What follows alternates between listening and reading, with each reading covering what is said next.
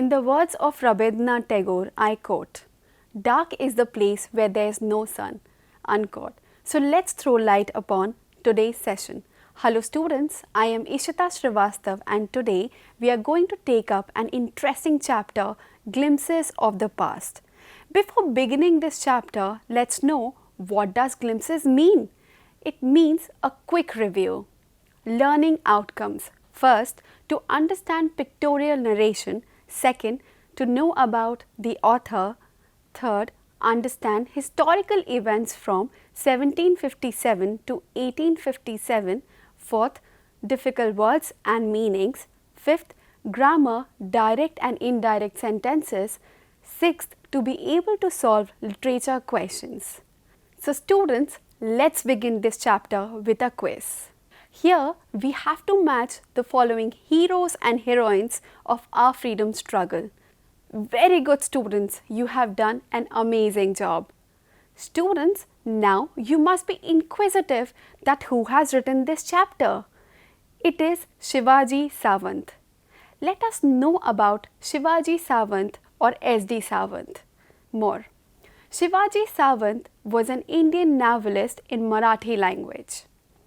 He was the first Marathi writer to be awarded with Murti Devi Award in 1994. He has written 3 dramas, Chhav, Mrityunjay and third, the one we'll study today, Glimpses of the Past. Students, let's begin this chapter now. This chapter is presented like a comic book drama. There are vivid visuals, each of them being divided into 9 parts, explaining historical events from 1757 to 1857. English literature comprises of historical works also. First part, the martyrs. In this slide, we will see beginning where in a function at Delhi, Miss Lata Mangeshkar, also known as Nightingale of India, is singing a song popularly known as "Ae Mere Watan Ke Logo." Beside her, there are other famous leaders sitting along like Pandit Jawaharlal Nehru, first Prime Minister of India, Lal Bahadur Shastri, former Prime Minister of India, and Indira Gandhi. The second part is Company's Conquest, 1757 to 1849. Students, first we'll understand the meaning of company. What is company or what was East India Company? East India Company was initially a private company from England founded in 1600 and later it was merged as British Company and its sole purpose was to trade in East Indies. Now coming back to the chapter, it showcases how the company started usurping the power because firstly it had superior weapon system because of which it could have fought any rebel. Secondly, the Indian princess was short-sighted enough that in their internal feud, they had invited Company to fight as an ally. Little did they know that Company was there for their own interest and it had took advantage economically like signing of charters, asking for farmans, etc. Even the winning side was a loser. Part 3, British Rule, 1765-1836. Ill practices of Indian religious people had started. They started preaching and promoting ideas like untouchability, child marriage, concept of losing religion if one crosses sea. Such like even misogynistic thoughts were propagated like all misery in this world is because of women. Misogyny is hatred towards women. Rise in sycophancy was also seen in Indian princesses. Landlords started treating Britishers superior than them. Economic exploitation also had taken aggressive pathway. Britishers started looting Indian peasants of their land by increasing duties and taxes. Import duty, which is a duty levied on manufacturing firm when it sends it to another country. Now this was abolished for British goods. Famine was also witnessed in 1822 and 1836. It led to death of 15 lakh people. Ram Mohan Roy, 1772-1833. He was a reformer known as Renaissance Man of Bengal. He was a founder of Brahmo Samaj in 1828 to cleanse out superstitious beliefs that were existing in society. He advocated mingling of Indian and Western education. He crossed sea to prove that there is no losing of caste, and he also wanted to see that why Britishers are powerful. He also argued with Britishers that if they are the rulers of India, then they must be aware about duties of a ruler.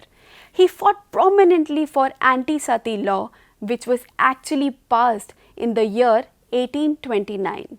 Next point is 5. Oppression. 1765 to 1835. Students, do you know that what is oppression? It is when we press down a human being by different forces, when we subdue them. First, Bengal Regulation Act 3 of 1818 was a law for preventive detention enacted by East India Company.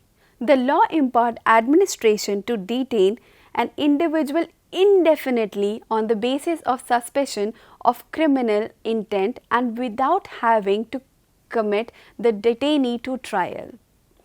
Third, British officers were drawing handsome salaries from Indian treasure and were also involved in private businesses.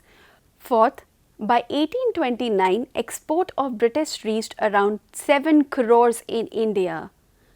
Fifth, Indian industries were dying because of more taxes imposed, restrictions for export and various laws. Sixth, British officer Governor General Bentinck reported, the bones of cotton weavers are bleaching the plains of India.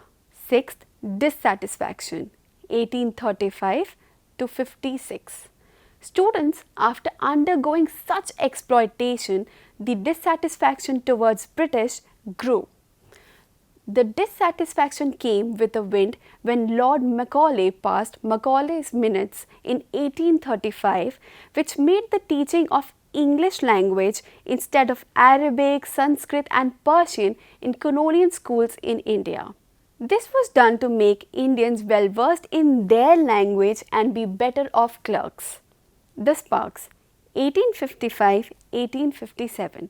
In Bengal, in 1855, Santals revolted and massacred against East India Company. Second, the discontent started rising among Indian employees of East India Company as A. They were being racially discriminated, B. The salaries of Indian soldiers were lesser than British soldier, C. Promotion of Indian soldier was slow comparatively, D. Attack on their religious beliefs like they were forced to cross sea and use bullet to be bit off by their mouth, which was greased by cow or pig fat, which really hurt their religious sentiments. Next, as a consequence of dissent, they were trying to strip off their uniforms and were arrested. As a result, people started expressing their dissatisfaction and started looking out for new methods to spread the revolt, like distributing chapatis with hidden messages written. Similarly, lotus flower were distributed with secret messages. Revolt, 1857. Began on 10th May 1857 in the form of a mutiny of sepoys of Company's army in garrison town of Meerut. The spark was already started by Mangal Pandey. The revolt had started because of various reasons such as A. Economic exploitation like imposing heavy duties, taxes, looting of relentless money from Indian treasury, B. Social cause. Introduction of English education led to feeling of alienation amongst the Indians. C. Hurting of religious sentiments like conversion, crossing of sea, usage of grease cartridges, etc. D. Political cause. Introduction of doctrine of lapse, etc. Bahadur Shah Zafar II was chosen as unanimous leader by both Hindu and Muslims, and the rebellion marched to Delhi. The fight for freedom, 1857.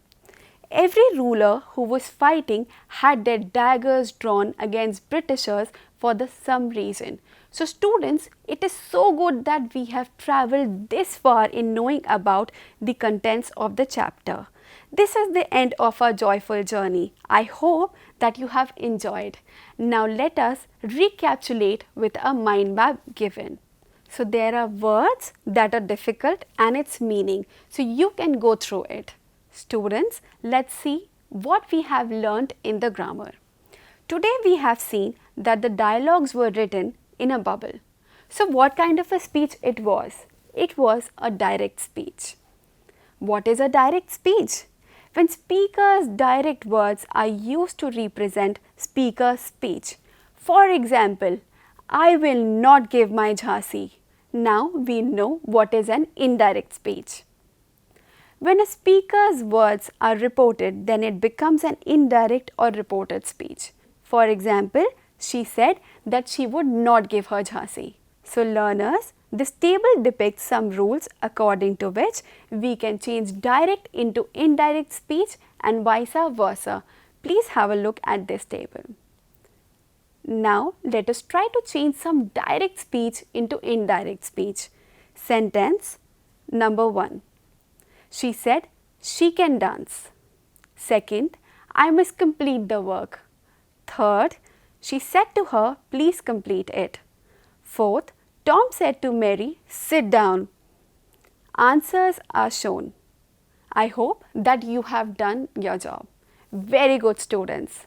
Now students, let us try to answer questions premised upon literature. Here are some MCQ questions. Please try to answer them. Bravo, you have answered these questions correctly. Now let us try to answer some short questions and try to write the answers in our notebook. Short question.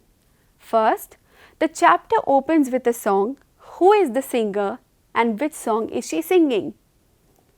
Second, name 4 heroes of Indian freedom struggle. Third, who all were exploited by British. Fourth, write a short note on Raja Ram Mohan Roy. The answers to these are: answer number 1, the chapter opens with Miss Lata Mangeshkar's song "Ae Mere Watan Ke Logo." Answer number 2, 4 heroes of Indian freedom struggles were Raja Ram Mohan Roy, Tipu Sultan, Bhagat Singh and Begum Hazrat Mahal. There were others also, so you can add them. Answer number 3, peasants, common men, landlords, princess, sepoys, etc. were exploited by Britishers. Answer number 4, Raja Ram Mohan Roy was a social reformer for Bengal. He was a rational, intellectual man who fought against sati system. Students, now I am giving an assignment to you. Please note down the question in your notebook and try to answer it. So let's think about it. Why did Indians revolt against Britishers? Second question is, make your own drama on the topic Unsung Heroes of India. With this, we have come to an end of our knowledgeable journey. Thank you so much, students.